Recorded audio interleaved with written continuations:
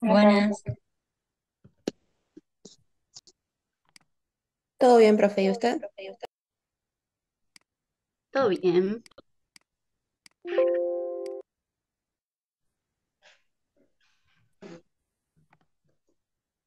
Chicos, a medida que vayan entrando en el chat, vayan poniendo presente, nada más.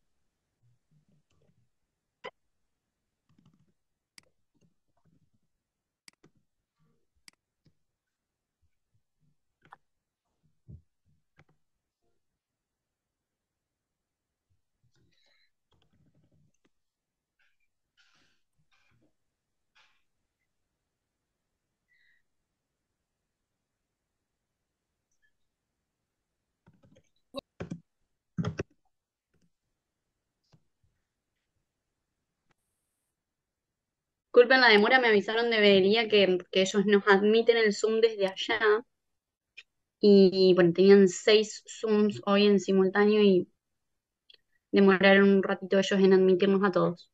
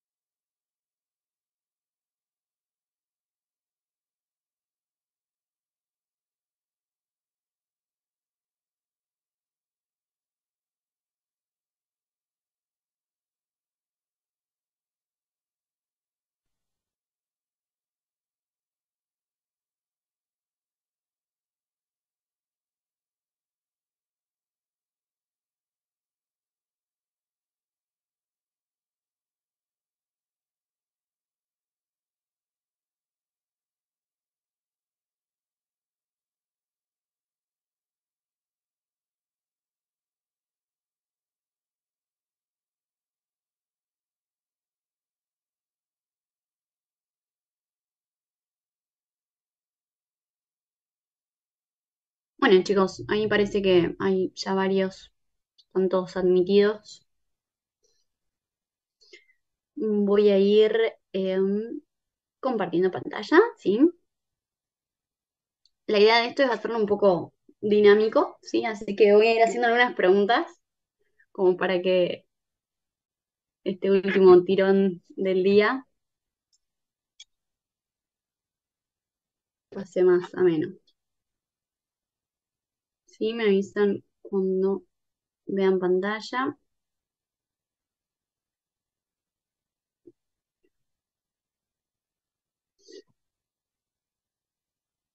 Bien, ¿ahí la ven? Sí. Sí, profe. Perfecto. Bárbaro.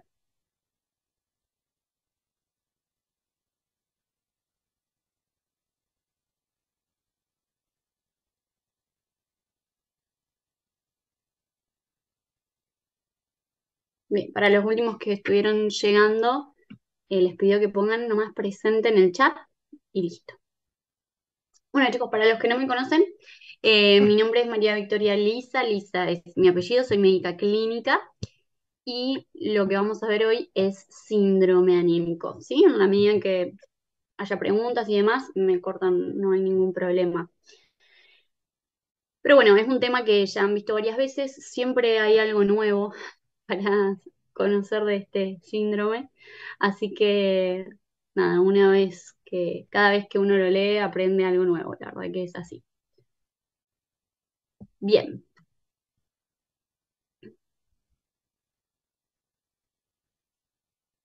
eh,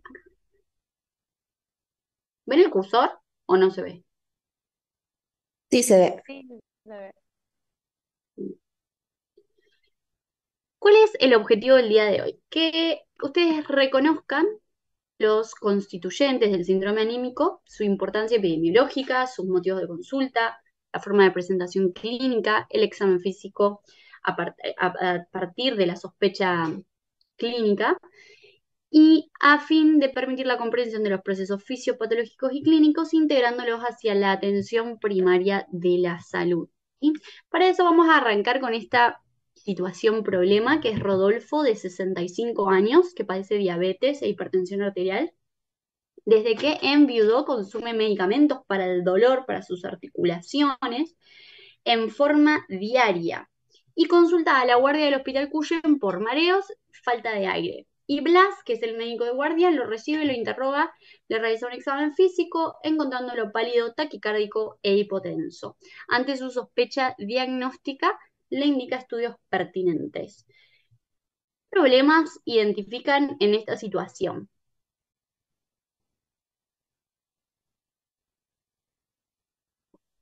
¿Quién se anima a decir? La taquicardia, no me acuerdo si tenía hipotensión también era, y Sí, que tenía estaba un poco hipotensión. pálido. Bien, a ver si puedo. Bien. ¿Qué más? Sus enfermedades de base. Excelente. ¿Por qué nos interesan sus enfermedades de base? Pueden ser pueden producir complicaciones si no está bien controlado en esas enfermedades Bueno, o complicaciones predisponer. como cuál. En esta situación, ¿sí? Afecta la capacidad de compensación del propio organismo ante una patología, el hecho de que tenga diabetes. Muy bien, perfecto. ¿Qué otro problema identificamos?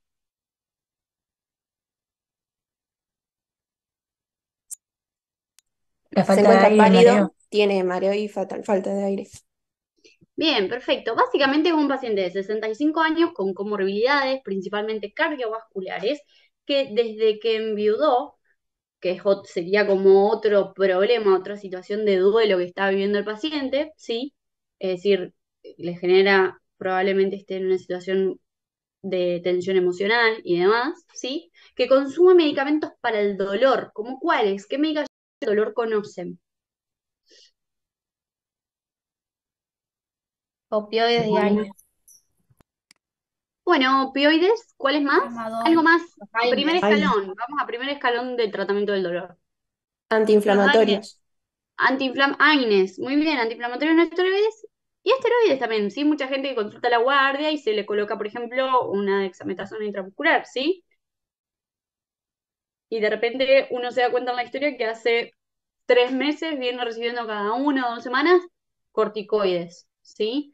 Los corticoides, los AINES, ¿cómo podríamos relacionar eso con el tema de hoy? ¿Sí? El tema de la medicación para el dolor y el tema que nos aboca hoy, que es la anemia. Que pueden inmunosuprimir a la persona. Bueno, puede ser, sí, Por pero el ¿qué? uso crónico que puede llegar a dar hemorragias, por ejemplo, los AINES. Perfecto, muy bien. Tanto los AINES como los corticoides afectan a la mucosa del estómago, ¿sí? Con todo el mecanismo de barrera que tiene, ¿sí? Para el mismo pH del estómago en sí, ¿sí? Que es muy medio ácido, toda la mucina y demás, todo eso está comprometido.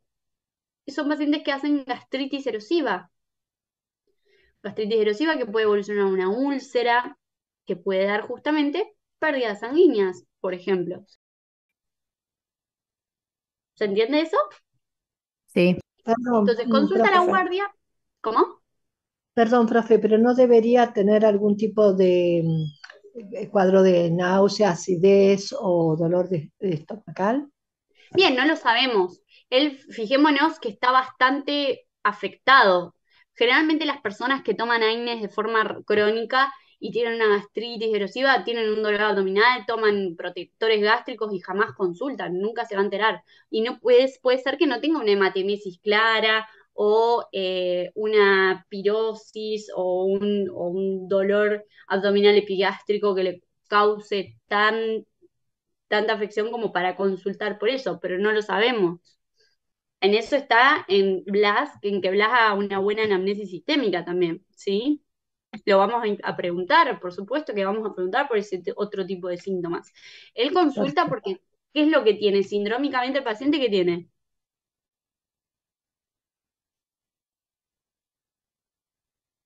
Síndrome ¿De qué? anémico. Un síndrome anémico, exactamente. Pregunta por disnea, o sea, consulta por disnea y por mareos, ¿sí? Eso es un síndrome anémico, ¿sí? Entonces, Blas, que el médico de guardia lo interroga, le realiza un examen físico bastante orientado, seguramente le va a haber hecho una buena anamnesis sistémica, lo encuentra pálido, taquicárdico e hipotenso. Son todos esos los mecanismos de compensación que hay en el contexto de un síndrome anémico, esa taquicardia, ¿no? En el contexto también de un paciente que ya tiene comorbilidades cardiovasculares y su reserva para luchar contra una situación así se va a dar probablemente más precozmente que una persona que está sana desde el punto cardiovascular, ¿sí? Bien. E hipotenso. Hipotenso no sabemos la causa, pero si está hipotenso, tenemos un síndrome anémico, ya hay compromiso hemodinámico, ¿sí? La persona, no sabemos la causa correcta, pero puede ser que esté teniendo una hemorragia interna en algún otro lado, o incluso también digestiva, y que esté haciendo un shock hipovolémico, ¿sí? Que sería la situación de mayor compromiso hemodinámico, ¿sí? Perfecto. Ante su sospecha diagnóstica le indican los estudios pertinentes que harían a ese paciente. Un hemograma en primer lugar para valorar la hemoglobina y ahí saber si se trata de una anemia o no. Muy bien. ¿Algo más? Plaquetas, Muy recuento de bien, plaquetas. muy bien. ¿Qué más? Un examen de la función renal que puede verse alterada debido a la hipotensión. Perfecto. La Bien, glucemia. perfecto. O sea, es un paciente que tenemos un síndrome anémico, pero bueno, viene por esta también disnea, ¿sí?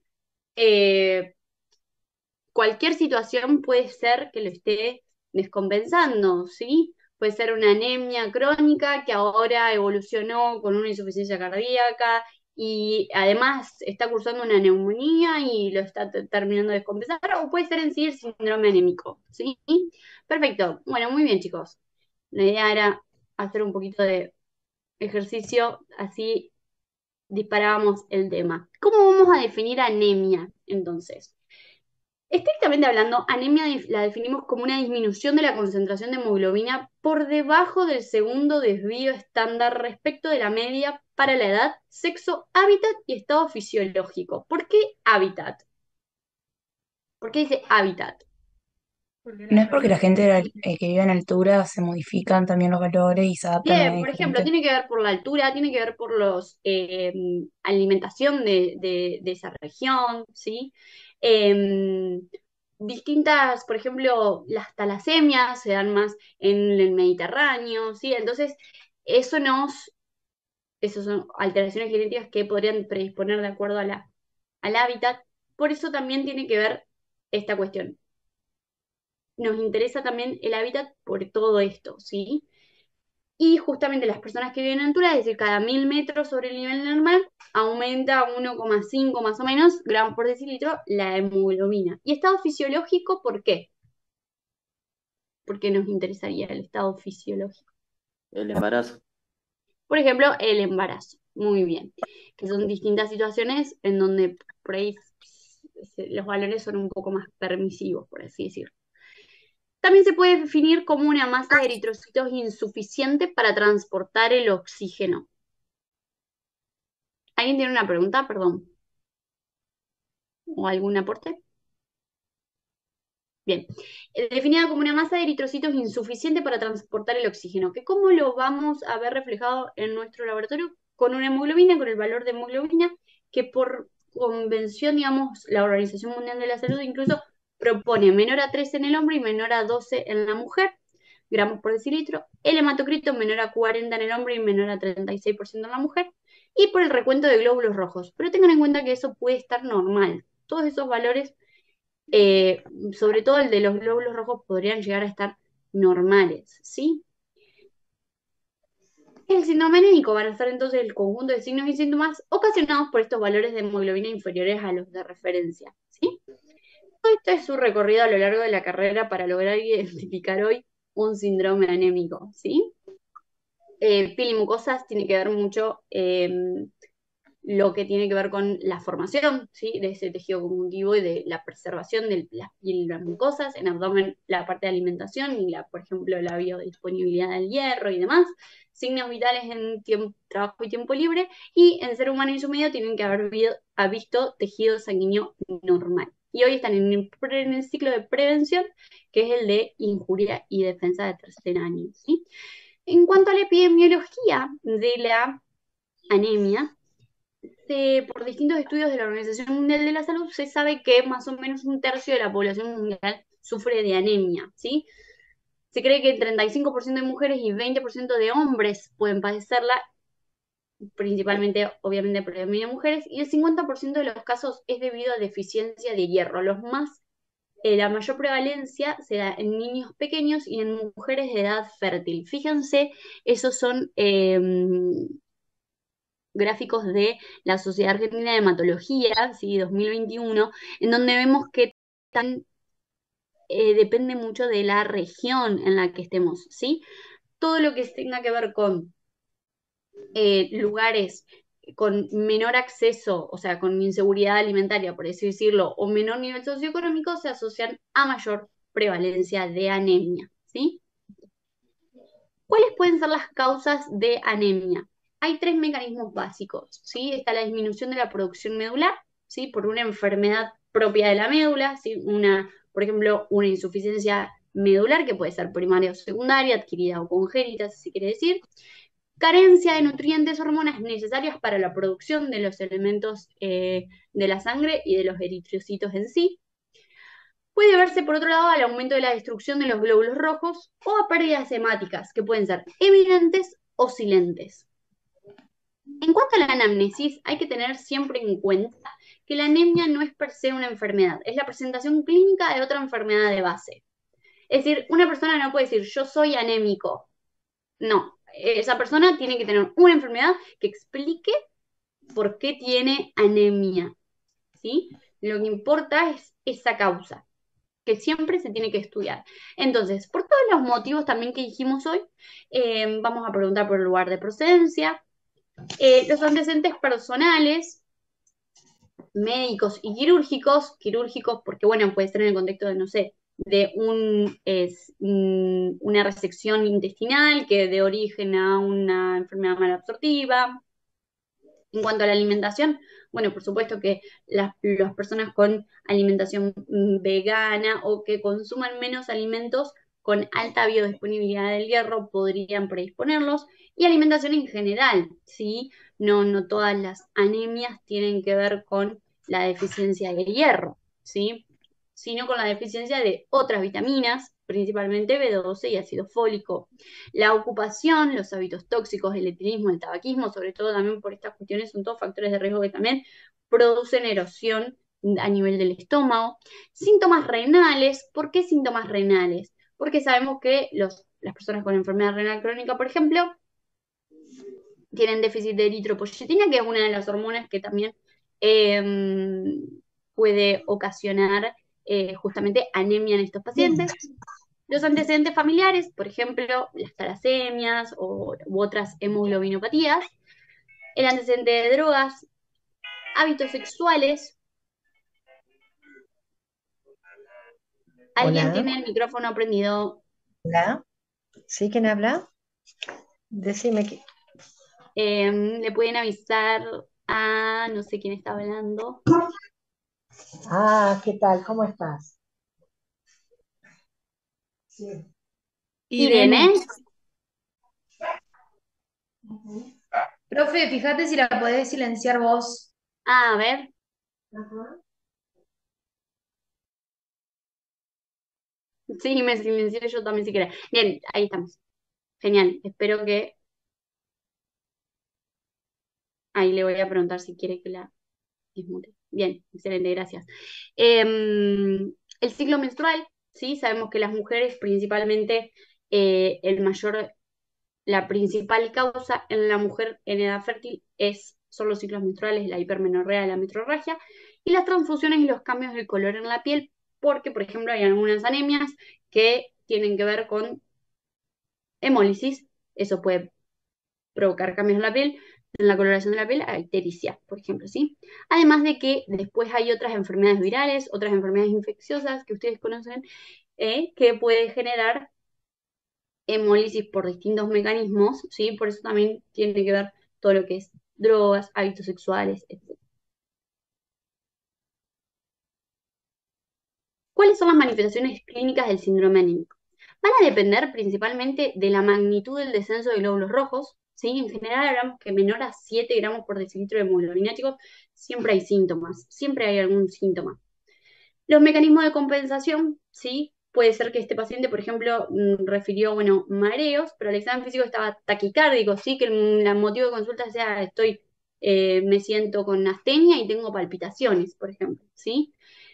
Manifestaciones clínicas propias de la enfermedad que causa la anemia, por ejemplo, hoy mencionaban del dolor epigástrico, excelente, o de una hemorragia digestiva alta, excelente. Hay que preguntar por esos síntomas pensando en qué podría llegar a tener una anemia secundaria a una gastritis erosiva, una úlcera péptica y demás, ¿sí? Perfecto. Y depende también principalmente de la rapidez de instalación y el tiempo de evolución. Personas que sobre todo los enfermos crónicos que instalan de forma progresiva la anemia, tienen muchísima tolerancia. Son pacientes que tienen 6, 7 de hemoglobina y no tienen ningún síntoma porque progresivamente su cuerpo logró los mecanismos de compensación. ¿Cuáles son estos mecanismos? Primero, la disociación de la hemoglobina, es decir, hay mayor extracción tisular de oxígeno, ¿sí? Por el efecto Bohr, si hay anaerobiosis, hay acidosis láctica, disminuye el pH, eso hace que toda la curva de hemoglobina se desplace, ¿sí? Hacia la derecha, generando menor afinidad de la hemoglobina con respecto al oxígeno, ¿sí? Y bueno, el otro mecanismo sería por el aumento del 2,3-difosfoglicerato, ¿sí? El otro mecanismo es la redistribución de flujo. ¿Hacia dónde? Hacia los órganos más nobles. Por ejemplo, el cerebro y el corazón, que sí, que son los que principalmente van a necesitar oxígeno, dejando de lado o disminuyendo el flujo justamente de algunos órganos que no van a ser relevantes o que más que no que son relevantes, sino que toleran menos flujo sanguíneo. En esos casos van a ser, por ejemplo, la piel y el riñón, que logra tolerar muy bien bajo flujo sanguíneo. El riñón normalmente recibe el doble de flujo que en su estado de reposo, ¿sí? El doble de lo que en realidad necesitaría. Y todo esto lleva a un aumento también del gasto cardíaco. No necesariamente estos pasos se dan así linealmente y consecutivamente. Hay algunos que proponen que primero hay un aumento del gasto cardíaco y después se dan todo el resto de los mecanismos de compensación, ¿sí? Bien. Entonces, de acuerdo al tiempo de evolución y la magnitud, la anemia puede ser o cursar asintomática o tener manifestaciones leves, moderadas, severas, hasta el compromiso anémico, que podría ser el que tiene este paciente que está hipotenso, ¿sí? Bien. Esto es un cuadrito que, bueno, resume básicamente todo lo que vamos a hablar ahora, que son los síntomas más frecuentes, es la disnea de esfuerzo, principalmente, sí, con todas sus clases funcionales, donde el grado 4 es la de mayor gravedad, astenia, fatigabilidad, mareos y palpitaciones como acabo de mencionar. Hay otros síntomas que están descritos que, bueno, en cuanto a lo que es la fisiopatología, no, la bibliografía no es muy, eh, no se pone mucho de acuerdo, pero bueno, cefalea sería uno de los síntomas también, acúfenos, y todo lo que tenga que ver con dolor y demás, se propone como un mecanismo simplemente de hipoxia y anaerobiosis tisular, ¿sí? O bueno, de hecho los acúfenos también algunos proponen que se debe a los soplos funcionales referidos, ¿sí? Visión borrosa, intolerancia al frío, lipotimia, y acá me voy a detener un segundo porque varios hablan de síncope, ¿sí? Como causa, mejor dicho, anemia como causa de síncope. Y estrictamente hablando, una anemia que genera una pérdida de conocimiento, si yo no resuelvo la anemia, no voy a lograr compensar a ese paciente y que reanude su situación basal de forma íntegra y porque por definición el síncope, el paciente es una pérdida de conocimiento de segundos de duración que después el paciente recupera espontáneamente la, eh, la conciencia, ¿sí? Entonces, acá, cuidado, porque puede ser que por un momento haya un mecanismo de compensación que logre, por un momento, después de un síntoma de lipotimia, que sabemos que son esos signos y síntomas previos a la pérdida completa de conocimiento, puede ser que por algún mecanismo de compensación se logre recuperar, pero ese paciente va a seguir enfermo y eventualmente algún día puede evolucionar justamente a la confusión y el coma, ¿sí? Estamos hablando del peor escenario que puede haber en el contexto de un síndrome anémico, ¿sí? Cambios de coloración de la piel, por lo mismo que mencionamos hoy, palidez, ictericia en el caso de una anemia hemolítica, e insomnio. Otros síntomas que tienen que ver también con la ferropenia, no tanto con la anemia en sí, es la pica, que es comer alimentos, perdón, mejor dicho, sustancias no comestibles, ¿sí? Se da principalmente en los niños, comen hielo, tierra, eh, y otro síntoma puede ser la disfagia, descrito sobre todo en algo que se llama el síndrome de Bremer-Wilson, que es en un contexto de una ferropenia crónica. Déficit en la concentración, la memoria, ¿sí? Trastornos de la marcha y la sensibilidad. ¿Por qué es esto? Porque es también en el contexto de otras causas de anemia, sobre todo las de los déficits vitamínicos, que ya las vamos a hablar. Todo esto puede evolucionar a, como dijimos, el compromiso hemodinámico y eventualmente la angina de pecho, el infarto agudo del miocardio y una insuficiencia cardíaca, ¿sí? En cuanto a otros síntomas, hay que ver también la enfermedad de base. Justamente vamos a indagar por síntomas y signos gastrointestinales, dispepsia, náuseas, vómitos, acidez, como mencionaban hoy también en el contexto de, por ejemplo, hola, ¿sí? ¿Alguien quería decir algo? Bien, no veo si alguien más está hablando. Bien, hemorragias, como mencionábamos, melena, hematemesis, ¿sí? Y indagar también por anorexia y pérdida de peso, en el contexto sobre todo de las anemias por trastornos crónicos, y enfermedades del tejido conjuntivo y reumatológicas. Estos pacientes tienen anemia por distintas causas, ¿sí? Vamos a ir a buscar entonces artralgias, artritis, mialgias, úlceras de mucosas, principalmente cavidad oral y genitales, ¿sí? También, además, porque además de por trastornos crónicos, estos pacientes están inmunosuprimidos, como me mencionaron, con corticoides, que lo que acabamos de mencionar es que también generan gastrolesión, ¿sí? ¿Qué vamos a buscar el examen físico? Primero que nada, signos vitales, ¿sí? Siempre que sospechemos que un paciente estamos ante un síndrome anémico, hay que evaluar el compromiso hemodinámico. Y acá los quiero escuchar un poquito. La tensión arterial, ¿cómo puede estar?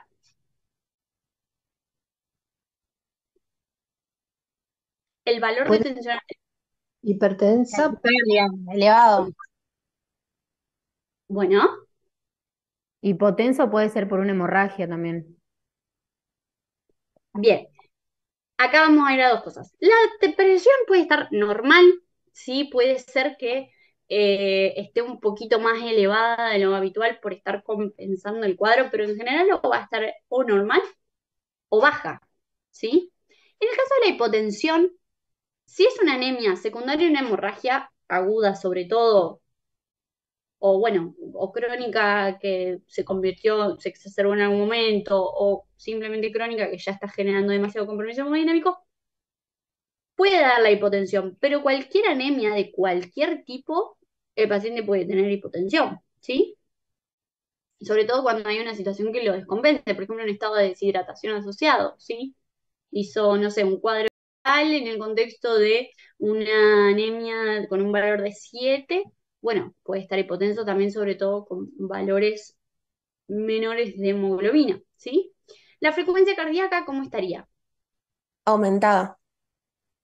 Bien, ¿siempre? Creo que sí, profe. Pues es Bueno, la me encanta esa compensación. seguridad. ¿Quién da Y son más? los mecanismos de compensación.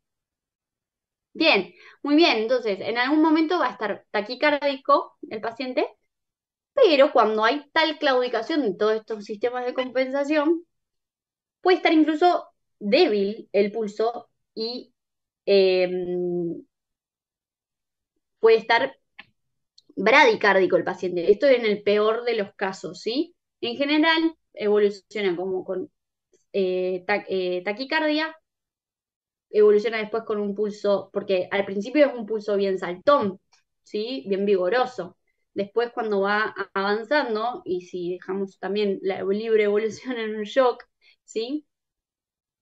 Eh, evoluciona con un pulso filiforme débil, ¿sí? El filiforme apenas se siente, ¿sí? Y eso define a una persona en shock, ¿sí? Y hasta, bueno, obviamente evolucionar a la bradicardia y eventualmente al paro respiratorio, ¿sí? Estamos pensando en los extremos de los escenarios, ¿sí? La frecuencia respiratoria, ¿cómo va a estar? Taquimneico. Bien, taquipneico, ¿sí? Siempre en general va a estar taquipneico. Lo mismo pasa con la frecuencia respiratoria, ¿sí? Eventualmente hay claudicación y puede llegar a la bradipnea. ¿Y la temperatura? ¿Normal o aumentada? Si hay una Bien, infección, probablemente está aumentada, supongo. bien. ¿En qué contexto sospecharían una infección? O sea, ¿cómo relacionaríamos un síndrome anémico con una infección? Neoplasia. Muy bien. ¿Qué más? También, por ejemplo, las hemólisis paroxísticas nocturnas también había elevación de la temperatura. Muy bien, me encanta. ¿Qué más? Algo más frecuente que la HPN, que me encantó ese diagnóstico diferencial, pero por ahí hay cosas más frecuentes. También hay ciertos virus que causaban también deprimían la producción de eritrocitos y en esos casos también es una infección.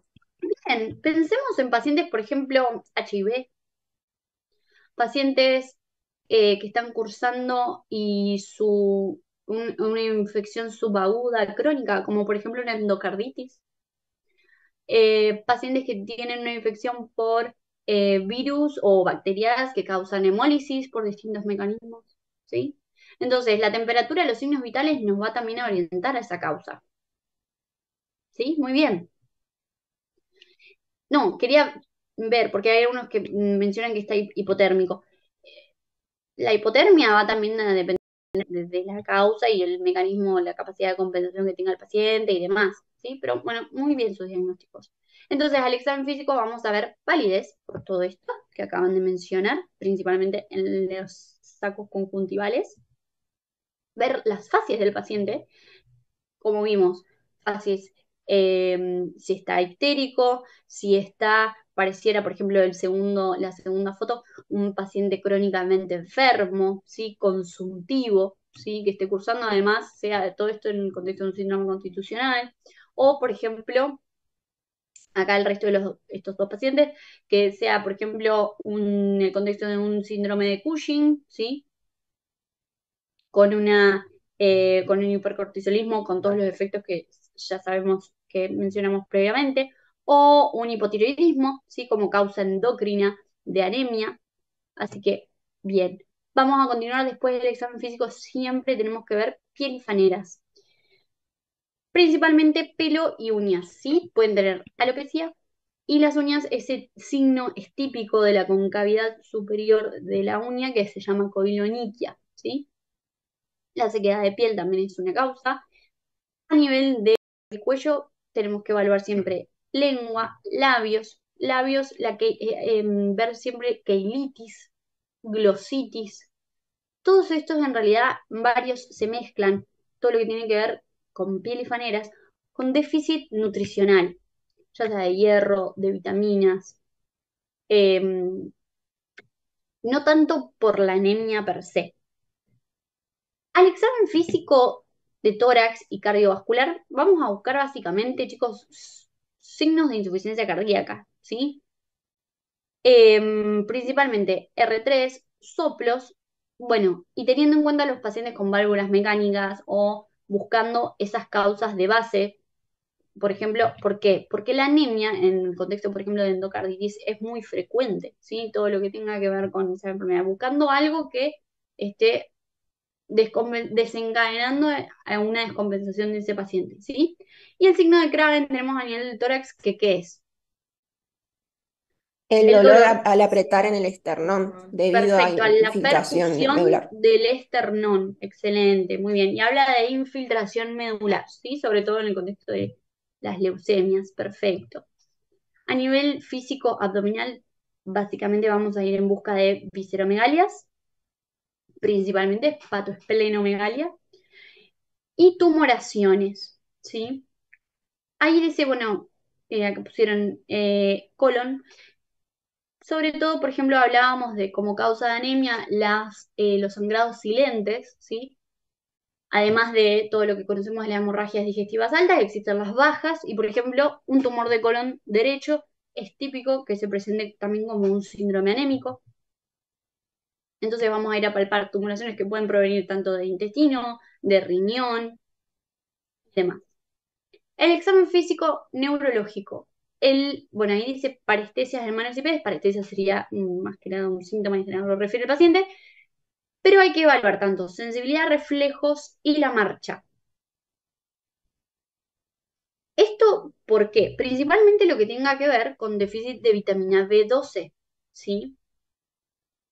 El examen físico neurológico tiene que estar completo, porque además, sobre todo piensen, o sea, nosotros estamos en un ciclo, en general lo aplicamos al adulto, pero por ejemplo, en los niños son más notables esos trastornos de la alimentación y del comportamiento y del desarrollo que impactan un poco más en el contexto de una anemia, ¿sí?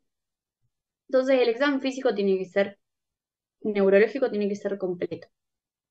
Bien, estudios complementarios. Como ustedes bien dijeron, lo principal que pedimos es un hemograma completo con los índices eritrocitarios. Tengan en cuenta que esto, lo que estoy mostrando acá en este cuadrito, no es un hemograma completo, ¿sí? Que un hemograma que otra información nos da.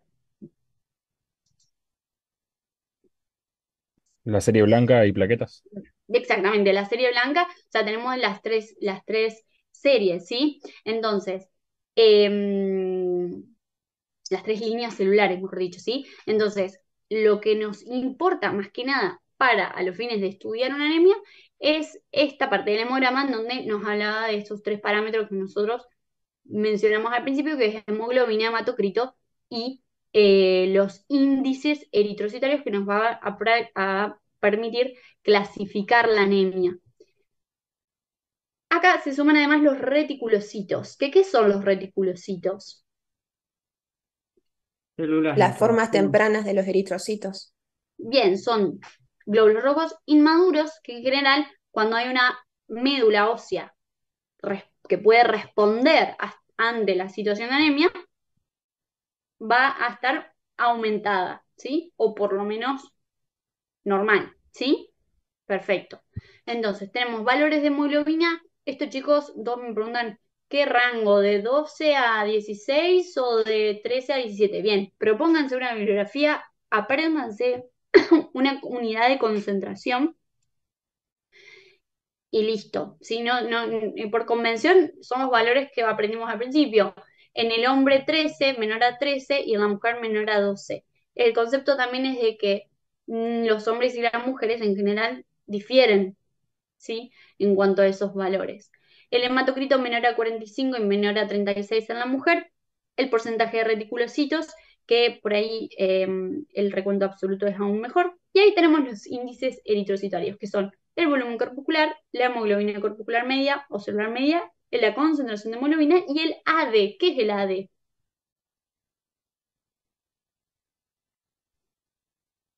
¿Quién se Amplitud anima de a definir? distribución eritrocitaria. Bien, ¿y qué significa eso? AD o RDW, que así lo vamos a ver en general en los... ¿No la forma de la célula? Bueno, más que la forma, La Tamaño. variación de la misma. Del claro, tamaño.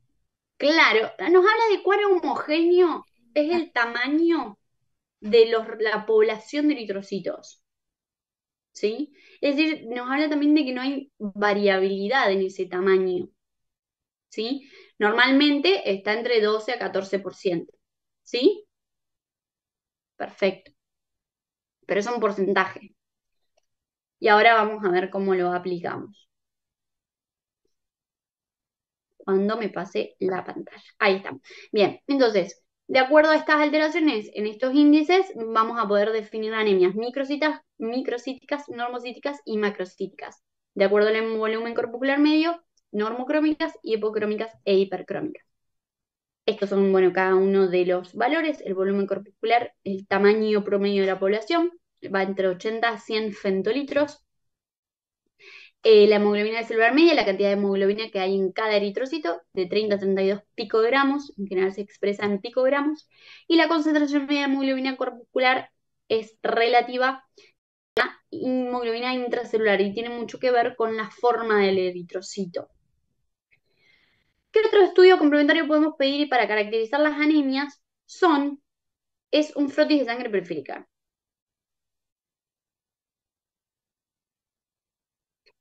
Fíjense este frotis. ¿Qué vemos ahí? Por ejemplo, con las líneas rojas, las flechas rojas, ¿qué está señalando? ¿Quién se anima a decir Linfocitos. ¿Monocito? un qué? Mononucleares. ¿Pueden ser monocitos? Bueno, linfocitos, ¿sí? Linfocitos. Monocitos es, bueno, una vez que se hayan activado, muy bien. Linfocitos. ¿Qué más? Las negras, las flechas negras, ¿Neutrófilos o polimorfos? granulocitos, ¿sí? Tenemos Granulocitos. núcleos, bien, polinucleados, ¿sí? Polilobulados, ¿sí? Perfecto. ¿Y cuáles son los glóbulos rojos? Aquellos que presentan un centro blanco, el resto de las células que encontramos. Bien, todo el resto de las células que encontramos son glóbulos rojos en plano, ¿sí? Si lo vemos desde arriba o desde abajo, vemos el centro oval pálido, ¿sí? Hay algunos que son más rosaditos porque lo vemos, como pueden haberse encimado y verlo desde otro de costado, ¿se entiende? Ahora, ¿dónde están las plaquetas? Son las otras flechas negras. Bien, o sea, son las cabezas de flecha negras. Fíjense la proporción, la dimensión, ¿sí? Diminutas al lado de los glóbulos rojos. Perfecto. Eso es un frotis de sangre periférica normal. Bueno, acá les dejo un cuadrito que habla de qué otros estudios complementarios podríamos pedir de acuerdo a la causa que sospechemos de anemia, ¿sí? ¿Cómo la vamos a clasificar entonces? De acuerdo al tamaño, que lo va a definir el volumen corpuscular medio, la podemos definir en microcíticas, macrocíticas y normocíticas, y de acuerdo al mecanismo, por aquellas por un aumento de las pérdidas o disminución de su producción. Esta es una forma de clasificar los mecanismos fisiopatológicos, ¿sí? lo que mencioné hace un ratito, según la capacidad medular, se van a definir en regenerativas y no regenerativas o arregenerativas. Y eso lo va a definir muchas veces, nos va a orientar el porcentaje de reticulocitos, ¿sí? Que incluso evalúa también la respuesta terapéutica, porque tiene que subir, ¿sí? Ese porcentaje tiene que aumentar en el caso de que tengamos una anemia que está respondiendo a un tratamiento, ¿sí? Y según la presentación, aguda o crónica, con las distintas causas. Bien, ¿cuál es el abordaje diagnóstico del paciente anémico entonces? Siempre vamos a partir del volumen corpuscular. Y fijémonos, anemias microcíticas con un volumen corpuscular menor a 80, nos fijamos qué cosa, la ferremia. ¿Por qué? La causa más frecuente que dijimos de anemia es ferropénica, ¿sí? Y la ferremia nos va a definir. Ahora vamos a ver mejor cuáles son los parámetros del perfil de hierro que vamos a pedir. Pero tenemos, en el caso de ferremia baja, si hay transferrina alta, ferritina baja y hierro medular ausente, definimos una anemia ferropénica. Otras causas de anemia son los trastornos crónicos, la anemia de los trastornos crónicos en el caso de ferremia baja. En el caso de ferremia normal, pensamos en las talasemias, ¿sí? ¿Qué son las talasemias? Patologías en las que las cadenas de la hemoglobina están alteradas, ya sea la alfa o la beta. Bien, perfecto. Hay una alteración en la producción de las cadenas globina, que puede ser la alfa, la beta, y que puede ser talasemia mayor o menor, dependiendo si tenemos los ROT2 recesivos de los progenitores o solo de ellos. En general, cuando las personas llegan a la adultez, pueden tener rasgos talasémicos. En general, una talasemia mayor se diagnostica en pediatría, ¿sí? Y fíjense que vamos a pedir otra cosa para diagnosticarla, que es la electroforesis de hemoglobina. No se confundan con proteinograma por electroforesis, eso es otra cosa. La electroforesis de hemoglobina es el mismo principio, o sea, es el mismo tipo de análisis, pero identifica las cadenas, cada cadena de globina, a ver si predomina una sobre otra y demás, ¿sí? Y en caso de ferremias altas, estamos en el contexto de sería de una anemia sideroblástica. Básicamente quédense con el concepto de que una anemia sideroblástica se da por sobrecarga de hierro, ¿sí? Esta puede tener causas primarias o secundarias. La más frecuente de las anemias microcíticas, que es la ferropénica, ¿sí? Dentro de las causas puede estar la pérdida excesiva de sangre, en sí en general. En las mujeres siempre hay que pensar causas genitales, ¿sí? No sé si genitourinaria sería tanto la palabra, sino más bien eh, de genitales, ¿sí? Tanto endometrio, vagina y demás, pensando en tumores. Típicamente mujer de 45 años con fibromas en el útero, ¿sí? Hacen hipermenorrea, ¿sí? Anemia. Y en varones y mujeres no menstruantes, siempre pensar en causas digestivas. Y ahí ya conocen las más frecuentes de hemorragia digestiva alta y de hemorragia digestiva baja, ¿sí? Otra gran causa es el aporte insuficiente, como ya dijimos, en un contexto de un déficit nutricional de hierro, y la disminución de la absorción. Por ejemplo, ¿en qué enfermedad?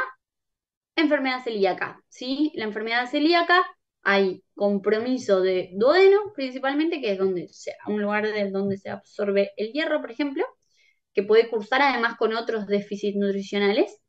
Es típica la presentación del adulto, en el adulto de enfermedad celíaca, la anemia, ¿sí? Como forma de presentación. O bien aumento del consumo de qué? De oxígeno, ¿sí? ¿En qué situación? Por ejemplo, se da principalmente en los niños hasta los 2 años, en esta etapa crítica, en el embarazo, que también hay un aumento del consumo de hierro, ¿sí? De oxígeno y de hierro, por supuesto. ¿Cuáles van a ser las manifestaciones en clínicas? Entonces, las típicas del síndrome anémico, y después hay síntomas específicos de la ferropenia tisular. Y ahí sí están sobre todo la piel y las faneras y los trastornos gastrointestinales, ¿sí? Sobre todo estreñimiento y la queilitis, estomatitis, todo lo que referimos recién. La pica, que es lo que mencionamos, y en los niños sobre todo el trastorno del crecimiento. Bien, acá tenemos un frotis con una anemia hipocrómica y microcítica. Fíjense que el tamaño de la palidez central es como bastante grande con respecto, por ejemplo, al núcleo del linfocito. Y acá tenemos este cuadrito que tiene todos los elementos de un perfil de hierro. ¿Qué pedimos en el perfil de hierro? Ferremia, ¿sí? Que es el hierro en sangre.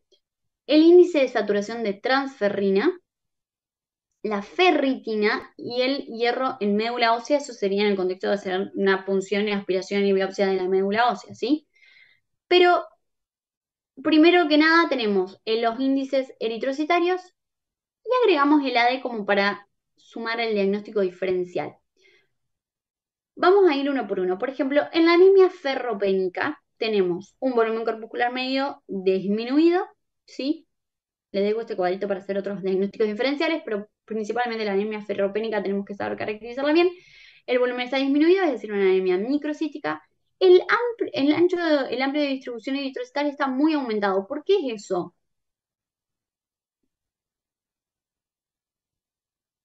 ¿Por qué el AD o el RW está aumentado?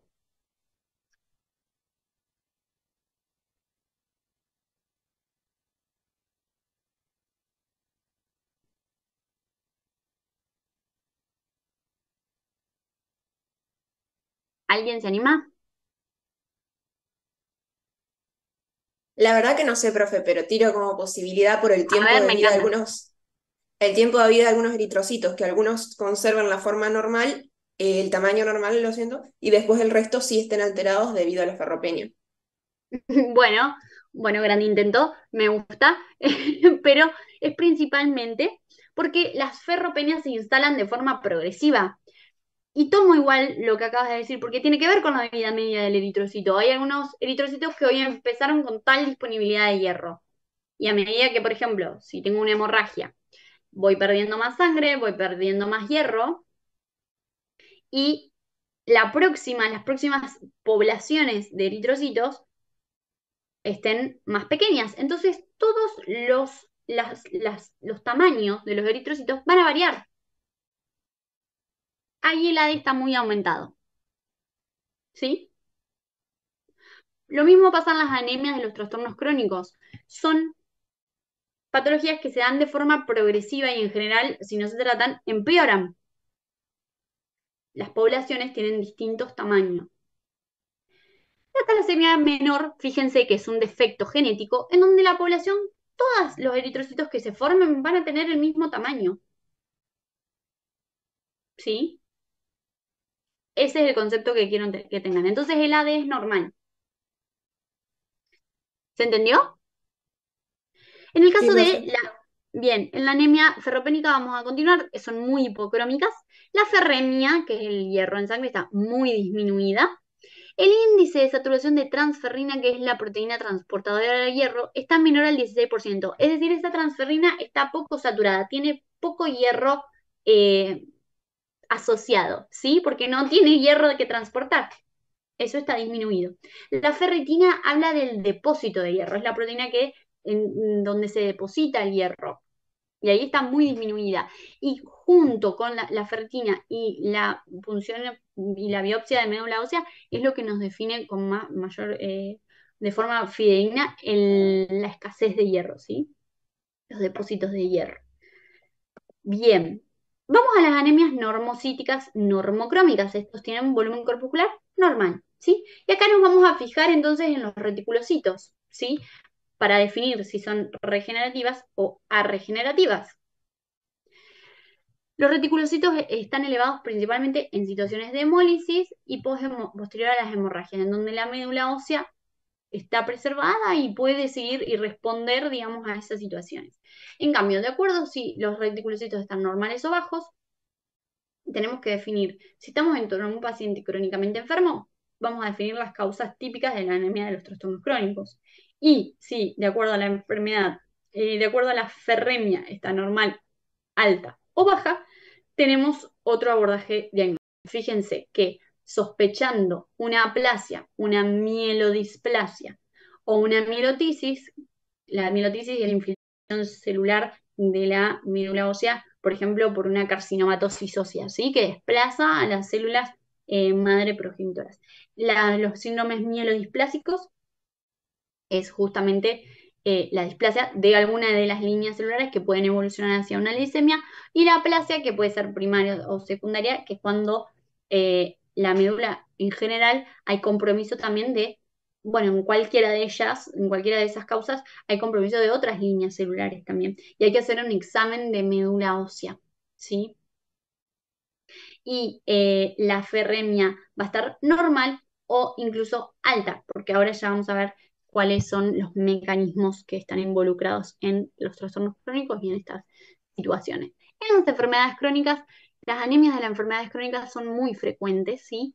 Pueden ser micro o normocíticas, en general son normocíticas, cursan con ferremia baja, pero ferritina normal. Acá hay un defecto que está basado principalmente en tres mecanismos. Hay una alteración en la utilización del hierro, ¿sí?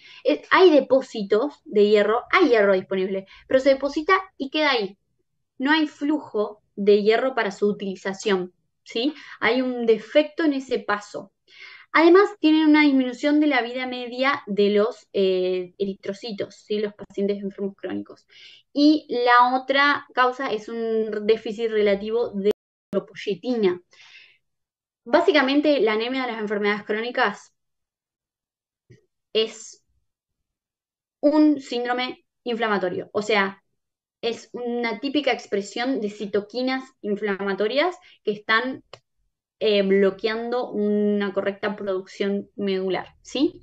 Los reticulocitos están normales y la transferrina puede ser normal o baja, es decir, si no tengo hierro que transportar, no va a haber tampoco transferrina. Las causas pueden ser endocrinas, neoplásicas, hepáticas, renales, infecciosas,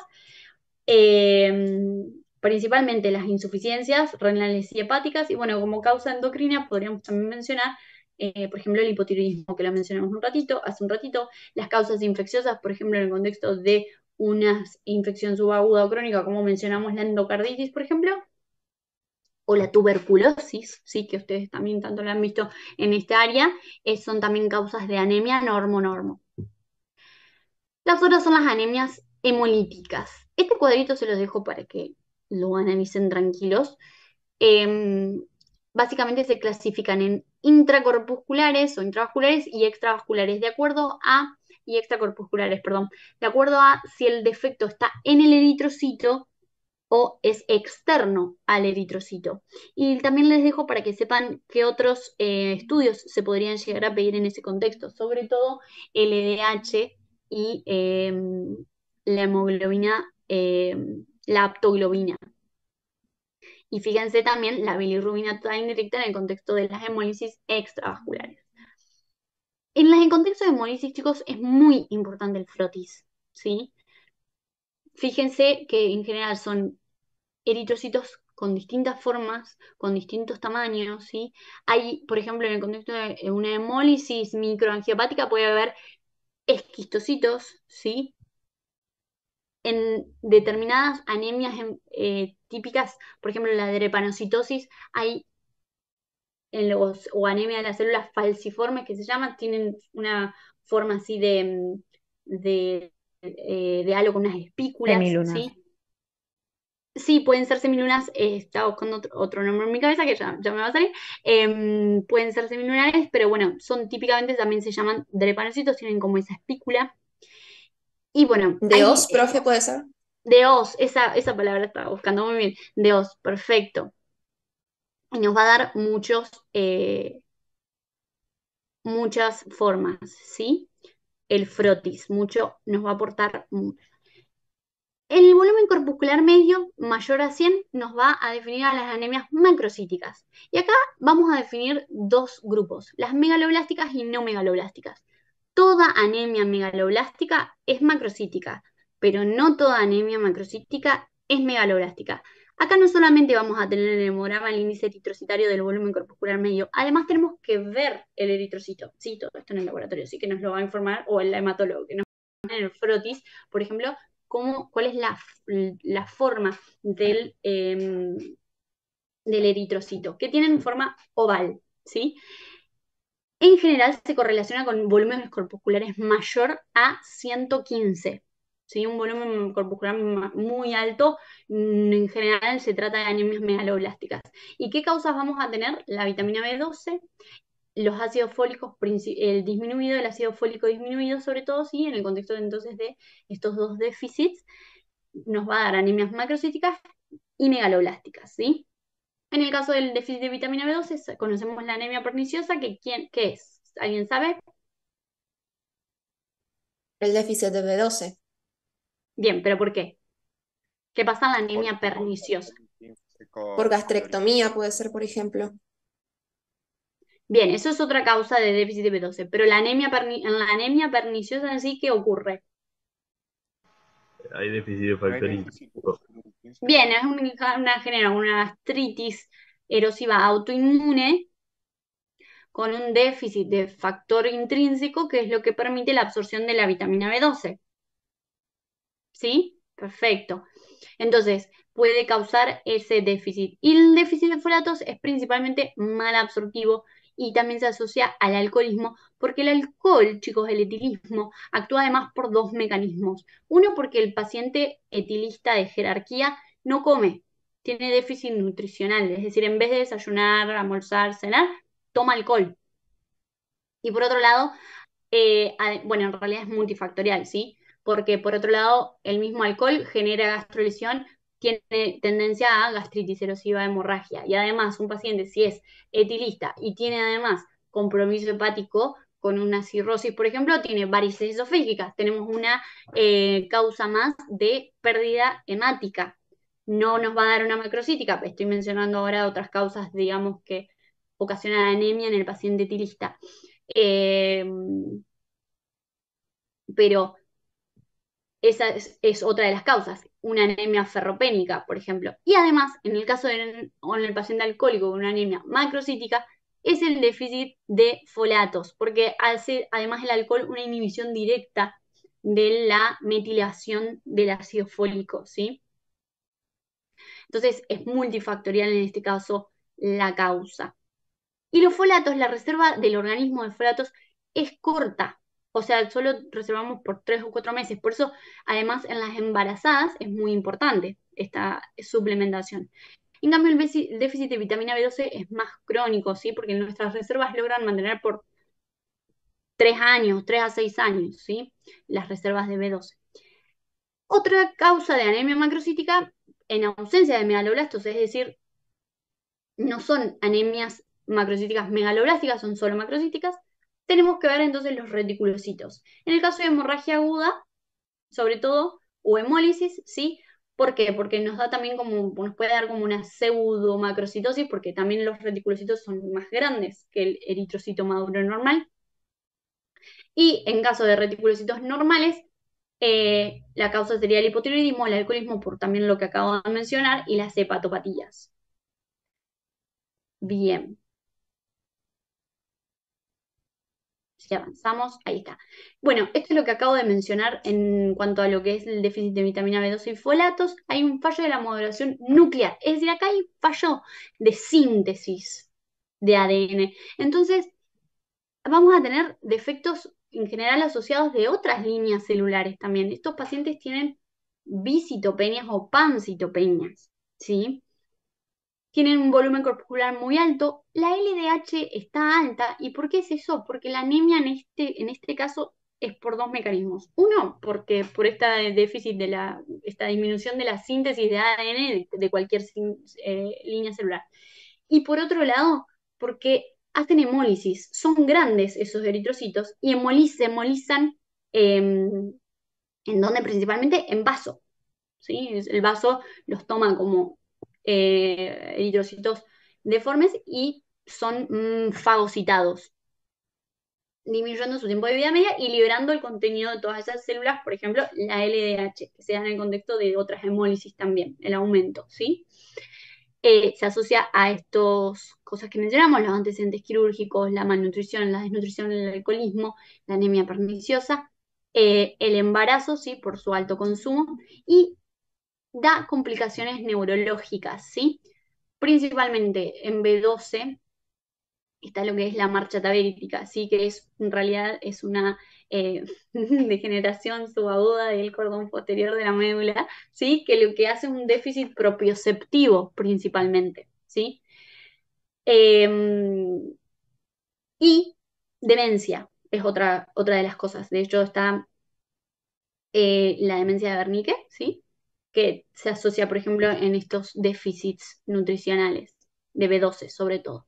Y hay que ver muy bien sangre, piel y mucosas porque también cursan con glositis y alteración de la piel y faneras. Bien, esta es la situación en donde en cada edad puede haber causa de déficit de B12 y folatos. Recuerden que en el embarazo se suplementa el primer mes para el cierre del tubo neural del feto, ¿sí?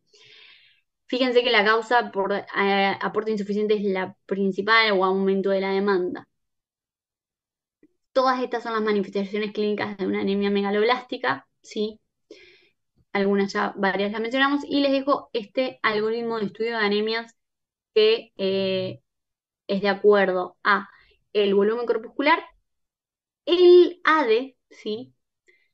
Y fíjense siempre también en el resto de las series, si está asociado o no a leucopenia y o trombocitopenia para identificar la causa.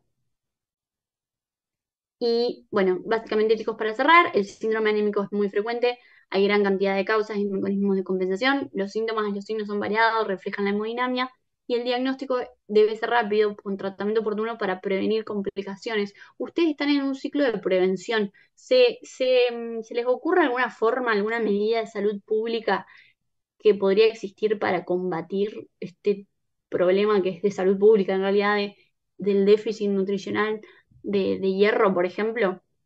Suplementación de alimentos, Muy bien, con hierro, muy bien, excelente. ácido fólico a la embarazada, ¿puede ser? Bueno, perfecto. Ácido fólico y hierro, es gratuito también en la embarazada. También, profe, la educación de con qué alimentos combinar el hierro y con qué no para aprovechar al máximo la biodisponibilidad. Por ejemplo, Perfecto. combinarlo con vitamina B12 y evitar combinarlo con calcio y con oxalatos para que se absorba mejor. O con vitamina C, ¿sí? Favorecer el jugo los jugos de naranja, por ejemplo, Sí, cítricos, vitamina C quise decir. al tomar el hierro perfecto, favorece la absorción y sobre todo también en aquellas personas que tengan bueno, una alimentación un poco más estricta, ¿sí? Sobre todo veganos y vegetarianos, que hay formas de encontrar ese aumento de la biodisponibilidad del hierro, perfecto. Arroz con lentejas, por ejemplo. ¿Qué más? ¿Qué otra medida?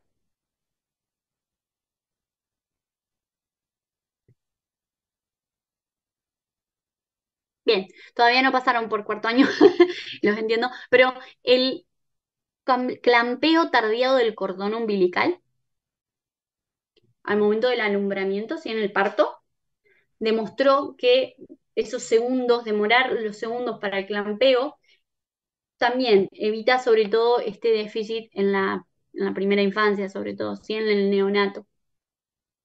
Y es también una medida de salud pública. Y bueno, yo agregaría, por ejemplo, el hecho de tener un seminario sobre este tema que hay que sospecharlo y tratarlo.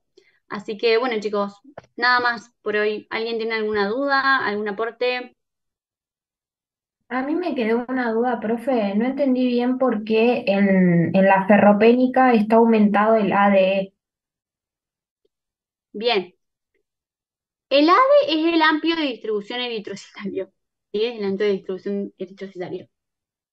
Entonces, expresa este porcentaje cuán heterogéneo u homogéneo es el tamaño de la población de los eritrocitos. En una anemia ferropénica o en cualquier anemia que se instale de forma progresiva, el ADE va a estar aumentado. Esa población va a tener mucha variabilidad de tamaño, ¿sí? Sí, sí, ahí se entendió mejor. O sea que Bien, habrían dosis.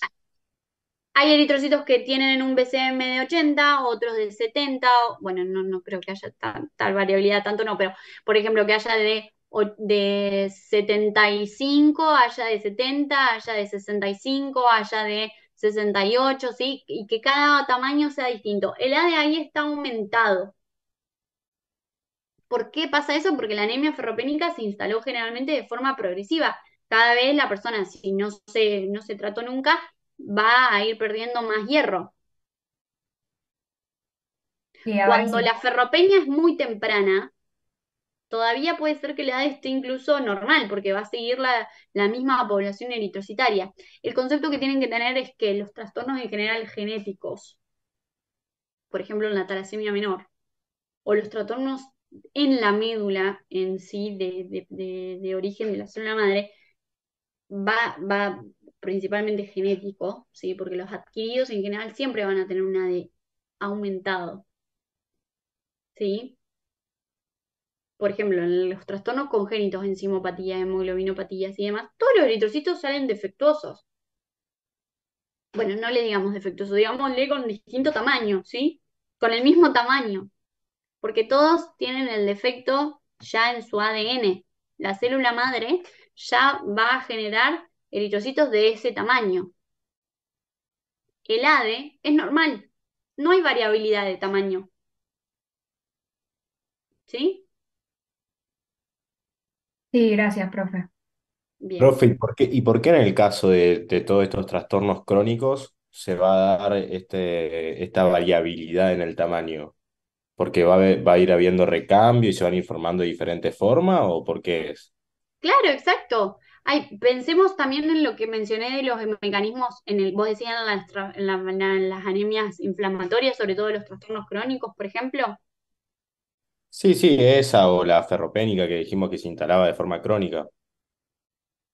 No, eventualmente puede ser algo crónico en el caso del paciente que no se trate, pero si no en general, por ejemplo, imaginemos una causa, ya sea el déficit nutricional o la hemorragia, que es lo más típico y una de las cosas también más frecuentes que debe haber.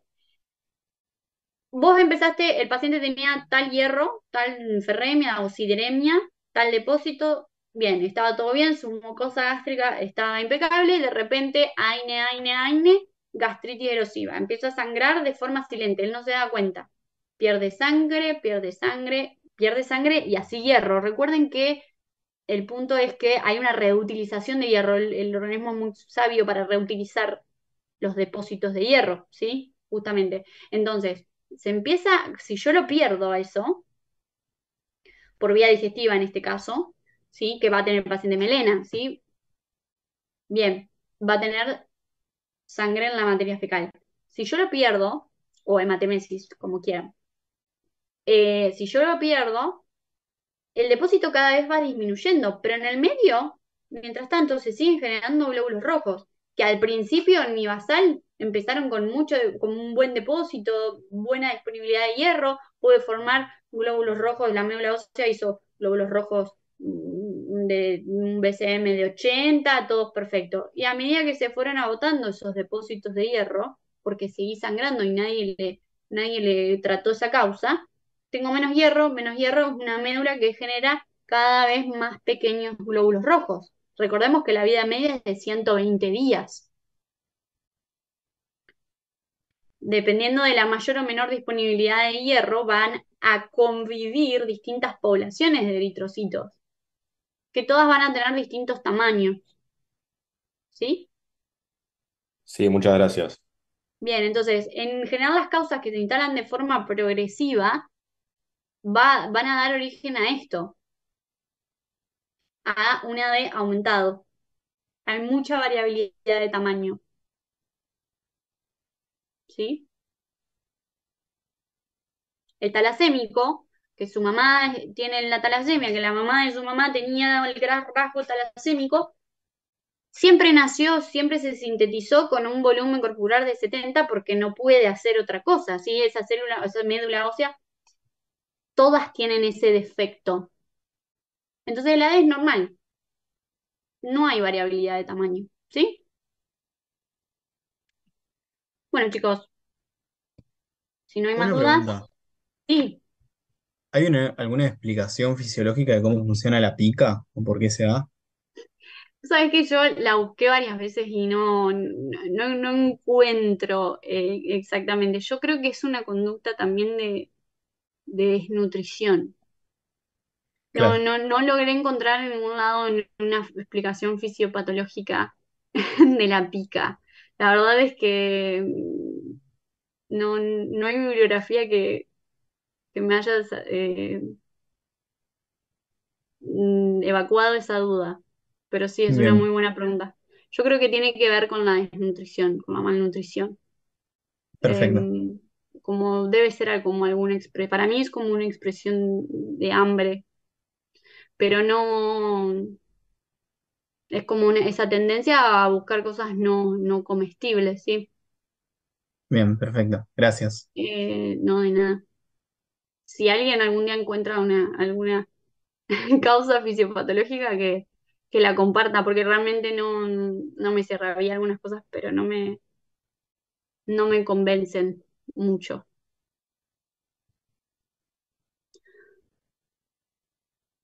Bueno, chicos, ¿alguien más?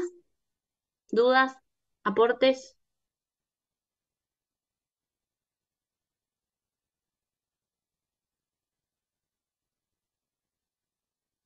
Bueno, entonces quedan librados.